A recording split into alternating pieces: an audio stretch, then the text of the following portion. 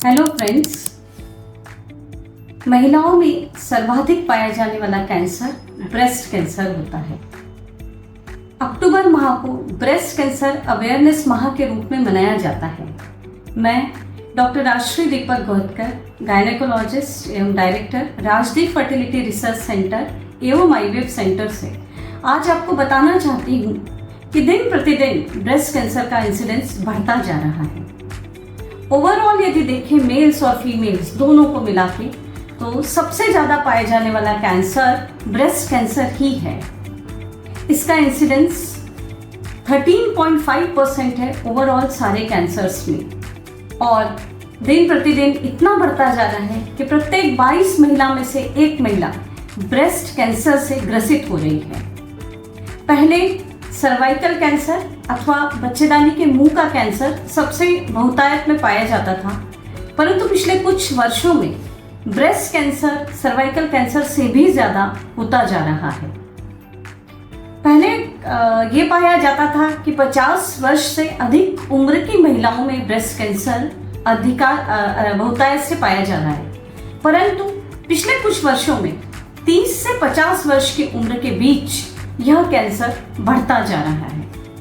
चूंकि हम सब जानते हैं कि कोई भी कैंसर यदि उसकी डायग्नोसिस अर्ली हो जाए या वो समय से पता लग जाए तो उसका ट्रीटमेंट बहुत ही आसान हो जाता है।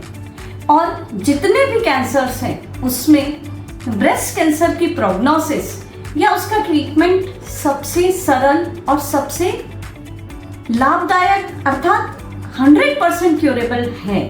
तो इसलिए यदि समय से इस कैंसर का पता लग जाए तो ट्रीटमेंट आसान हो जाएगा और कंप्लीट ट्रीटमेंट होने की संभावना बहुत ज़्यादा बढ़ जाती है। और इसीलिए प्रत्येक महिला को यह जानना आवश्यक है कि अर्ली डायग्नोसिस के लिए क्या करना है। तो उसमें सर्वाधिक महत्वपूर्ण है सेल्फ ब्रेस्ट एग्जामिनेशन। 30 वर्ष के बाद प्रत्येक महिला को प्रत्येक महीने में एक बार ब्रेस्ट का सेल्फ एग्जामिनेशन करना अत्यंत आवश्यक होता है।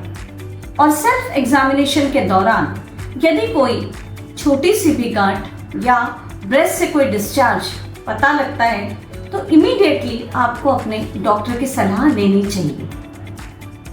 इसी तरीके से 40 वर्ष की उम्र के बाद यह एडवाइजेबल है कि साल में एक बार एटलीस्ट एक बार आप अपने ब्रेस्ट की सोनोग्राफी कराएं अथवा मेमोग्राफी कराएं। और एक और टूल होता है जिसे हम कहते हैं सोनोमेमोग्राफी।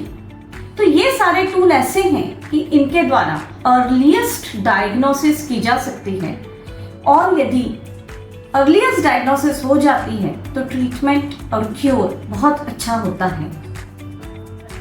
सोनोग्राफी जो कि साल में एक बार 40 वर्ष के बाद करानी चाहिए, और 45 वर्ष की उम्र के बाद एवरी 6 मंथ पे मैमोग्राफी जो कि और एडवांस टूल है इसके डायग्नोसिस के लिए, उसको करवाना चाहिए। कुछ केसेस में जिनमें यदि कोई गठान ब्रेस्ट में है और कुछ डाउटफुल है तो उन केसेस में एफएनएससी या फाइन निडल एस्पिरेशन साइटोलॉजी भी की जाती है, जो कि ज़्यादातर आपका डॉक्टर सोनोग्राफी गाइडेड करते हैं, जिससे एग्जैक्ट जहाँ पर गठान है वहीं से बायोप्सी ली जाए और फिर उसके डायग्नोसिस पता की जाए। ब्रेस्ट कैंसर यदि अर्ली डायग्नोसिस हो जाता है तो 90% केसेस जिनमें 2 सेंटीमीटर से भी कम की गठान है उनको सिर्फ लंपेक्टमी अर्थात सिर्फ वो गठान निकालने से भी फायदा हो जाता है। पूरा ब्रेस्ट निकालना या मेस्टेक्टमी निकालना सिर्फ उन्हीं केसेस में ज़रूरी होता है जिसमें गठान बड़ी हो अथवा जिसमें बहुत सारे लिम्फ नोड्स भी इन्वॉल्व हो। इसलिए earliest diagnosis is the best. और मैं स्वयं अपना अनुभव बताना चाहूँगी कि मैं 10 सालों से रेगुलर एवरी ईयर अपनी सोनोग्राफी कराती थी, और मेरा ब्रेस्ट लम्प 1 सेंटीमीटर पे डायग्नोस हुआ, और सिर्फ सोनोग्राफी से डायग्नोस हुआ।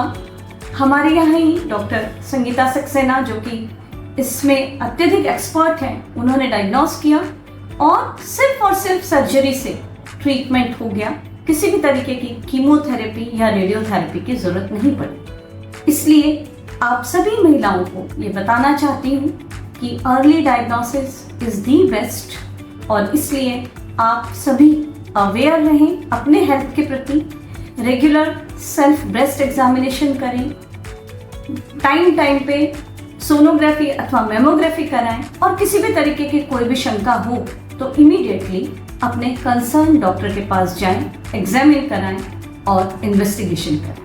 Thank you.